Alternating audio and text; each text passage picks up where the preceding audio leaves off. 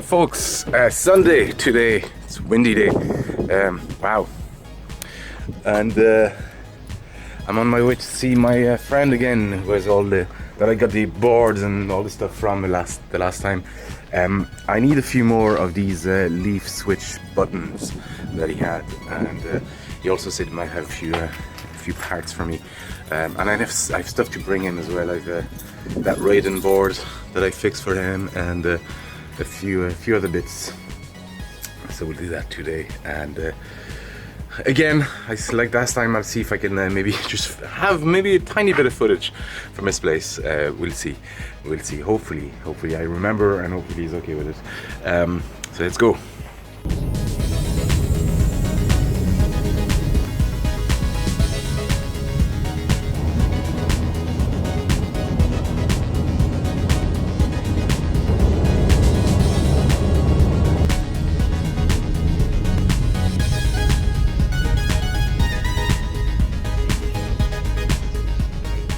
Hi guys, so this is the day after, and again I'm really sorry I sort of arrived there.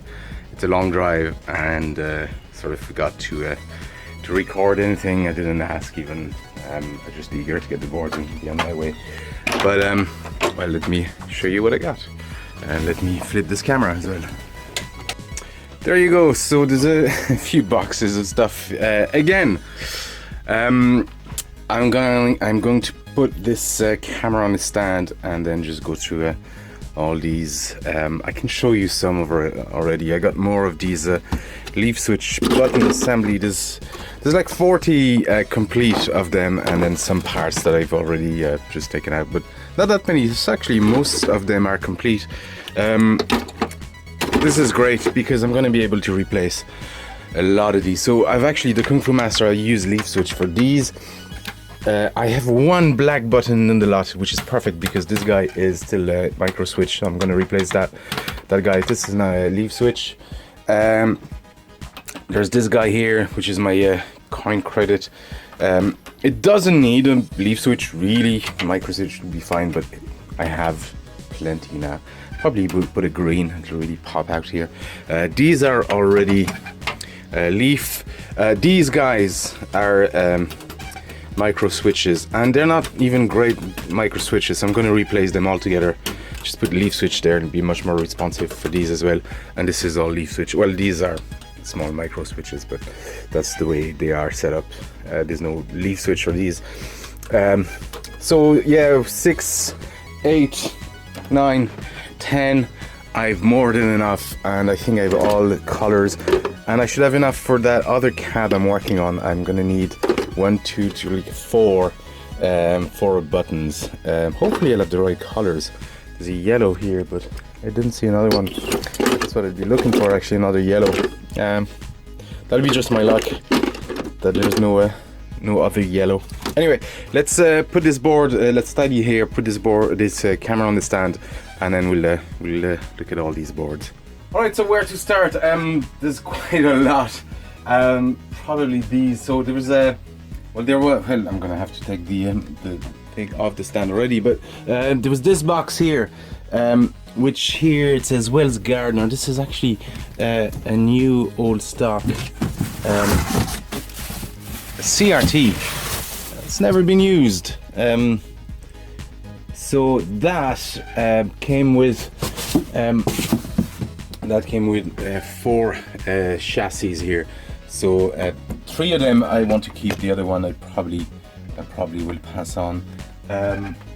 Namely this guy, which is no, it's fine. I think it said it was working until this guy blew up. See, this big filter cap there is all swollen, so that needs to be replaced. But it was working before, and it comes with this the manual for it. But this is says it here, a KTM F chassis. I've never seen them before. I think they're like the MTC 9000. So I know there's a few people that have them. I don't really need them because essentially I got exactly what I needed here. I'll show you in a minute. And these are just Polo 3 Antarix Polo 3 chassis. They're the exact same models that I have in but a few of my 14-inch cabs. Well, there's one here, there's one in the arcade, the cocktail table. I have a spare one up there, and then I have 3 more of these here, so it'll actually be handy to have all of the same. The other cool thing about these is these don't require an isolation transformer. You can plug them directly into 220, it says it here, or 250 actually, and takes a range of voltages, but you can actually plug it straight from the mains. So very, very handy, very practical, and it takes just a standard 14-inch tube with just the usual standard impedance on the coil, so I don't need to really check that much. I'll just double check that it's the right way, it's correct. But yeah, these are pretty standard. They're nice monitors. This is what I have in Bomb Jack, and the picture was great for that. This is what I have in the Frogger Ito cocktail counter table. So there's 3 of these here. That came in as just as a lot, so it's brilliant. I mean, I'm so glad I got these, because I was looking at a few on eBay, and I think they were 60 each plus shipping, and I was like, I can't afford these at the moment. So there you go. He gave me as part of all that. Well, actually, those buttons were free. That's the only thing as well. He gave them to me for free. I actually did bring them a couple of things. I had some guns that I didn't need, and some just those long doors that I've mentioned in a couple of my videos, that coin doors that I don't need. What else was there? And the Raiden board that I fixed, or attempted to fix for him. But anyway, so part of that was that I would actually just get 2 boards from him to just check and repair. So these aren't mine to keep. They're actually just to see if I can. It's no obligation, but see if I maybe can fix them. This is a Konami Lethal Enforcers. It doesn't boot, so we'll see if we can at least get it to boot. Yeah, it's gonna be interesting. I don't know much about this board. I see a 68,000 here. A lot of custom stuff. It'll be interesting. I'll do some research. Is this Lethal Enforcers 2? I think. I could be wrong. Anyway, so there's no obligation to fix them, but it was like, if you can have a look at them, at least it'll be great. So that's one board, but that has to be returned. And similarly, there's this board here, which is a Taito board. And this is Bond's Adventure. Again, it doesn't boot. This might be actually easier to diagnose. First, it's smaller, but there's all these big chips, very fewer customs, but you just never know as well. And I think this is just going straight into a reset. And these are both JAMA as well, so I don't need to make an adapter for it. So yeah, this could be interesting. So it'll be cool to see if I can fix it and return it in. But anyway, the boards that I got, I'm going to leave these for the last. Actually, we'll start from here because I know what these are. So there was a few. I made a big pile, and then I chose use the pile because there's a bit too many of them. But here we start with this one, or these two essentially. This is oh, actually that's not the one I thought it was. This is another Capcom hardware.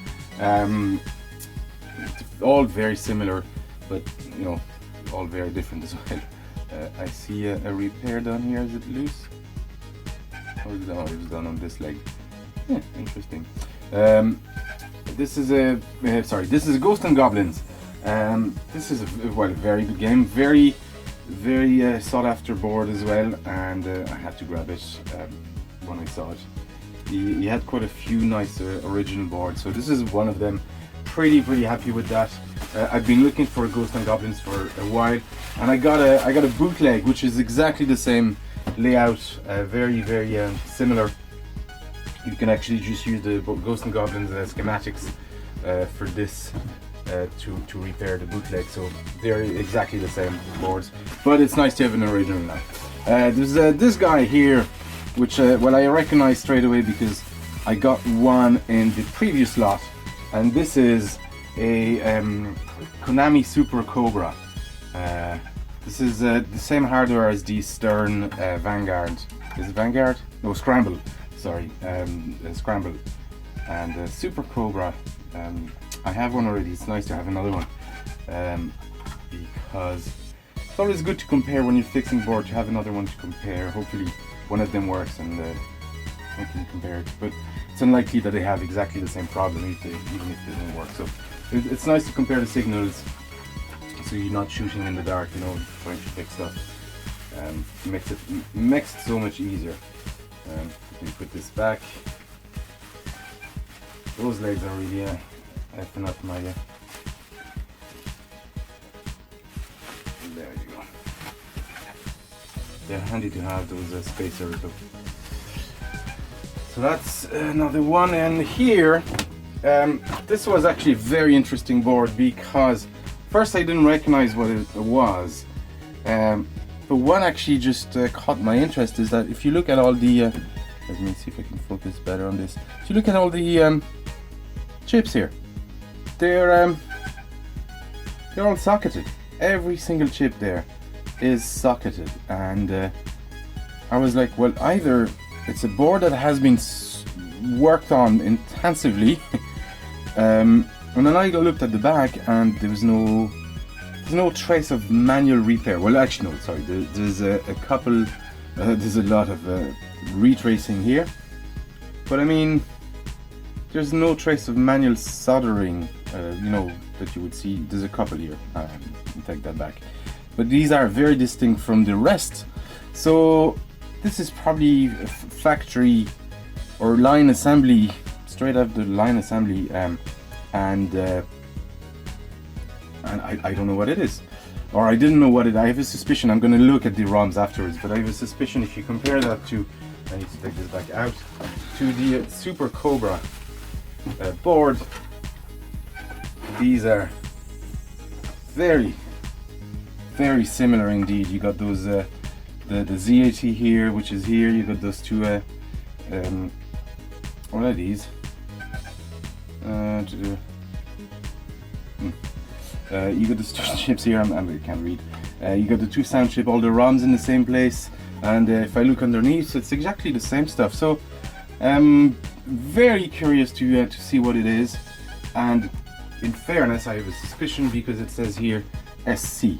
So I would guess that it's a Super Cobra as well. But is it a bootleg? Is it a prototype? Is it a test board?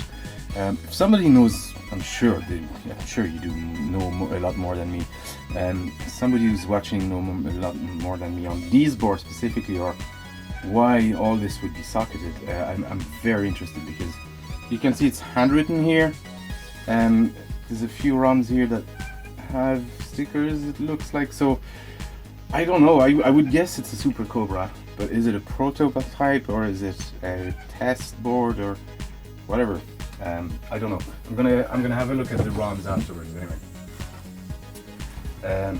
Here, next board, we have another Nichibutsu board.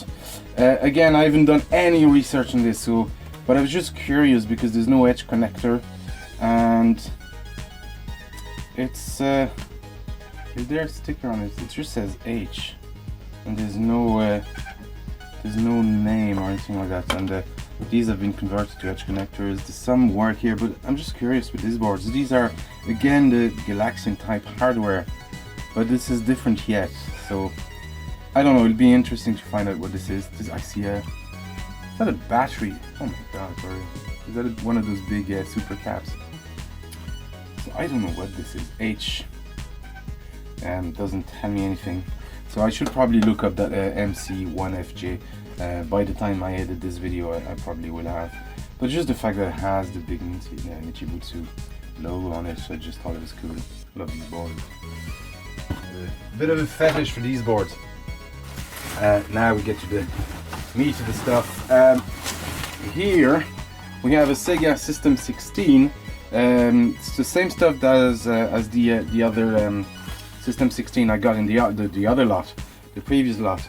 That was a Tetris, except this guy is a Golden Axe.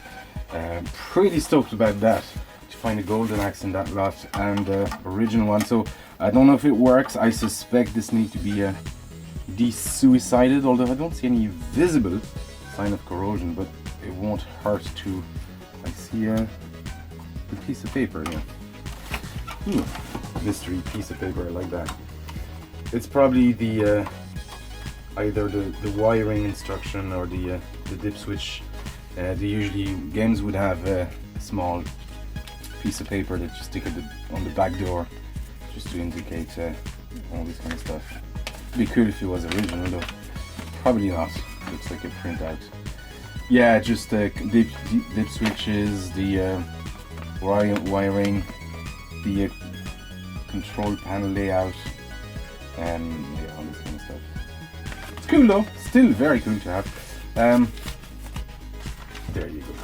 Golden Axe, Sega Golden Axe. There was a few in that lot. There's a few other Sega boards, not 6x16, but I might grab them the next time, because I'd be interested in seeing if I can convert them to something else. And I'll say no more about it. And this last one, which I think is the actual gem in this major score, because this is a Taito Scramble Formation.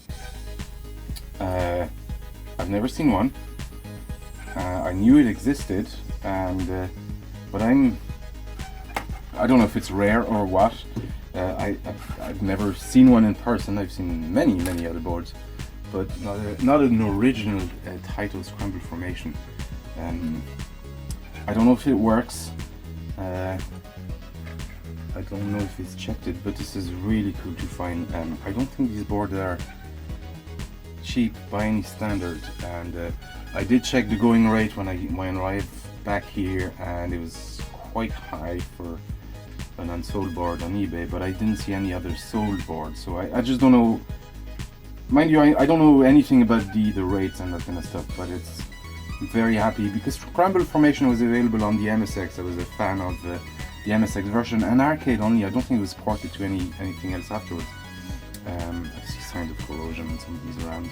It'll have to be replaced, let's say. But other than that, I mean, pretty happy with this find. I think this is probably the gem of the lot. I could be wrong. Actually, again, somebody knows about these boards. Let me know actually what they're worth, because not that I want to sell it, but because yeah, it's cool. That'll be my first completed collection, Scramble Formation versions. It's only available on the MSX and the arcades.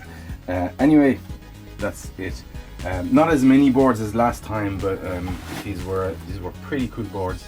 Still cool to find all these monitors and that kind of stuff, and hopefully I'll be able to get back to him and pick up a few more boards, and that'll probably be it.